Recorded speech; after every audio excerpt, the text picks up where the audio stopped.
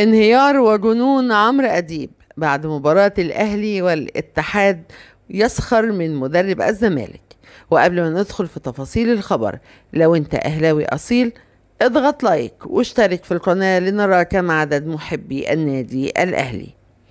بعد فوز الأهلي على الاتحاد السكندري في الجولة المؤجلة من الأسبوع 21، وتصدر النادي الأهلي ترتيب الدوري المصري ب75 نقطة، فقد خرج على الخط فورا عمرو أديب وقال: الأهلي فرقة تقيلة قوي وبيكسب أي حد، ومستواه بدأ يرجع تاني بعد فوزه بدوري أبطال إفريقيا، وطبيعي إن الفرقة يحصل لها انخفاض في المستوى، وخلص الأهلي مستواه رجع تاني، وده من سوء حظ الزملكاوية، لأن المباراة القادمة للزمالك هتبقى مع الأهلي، ولو الأهلي فاز يبقى حسم الدوري.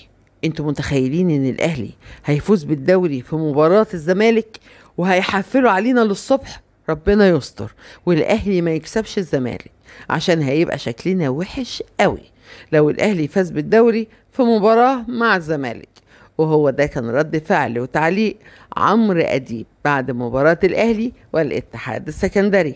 ختاما، لا تنسى ذكر الله والصلاة والسلام على رسول الله، ولايك واشتراك دعما منك للقناة، وكمان عشان يوصلك منا كل جديد.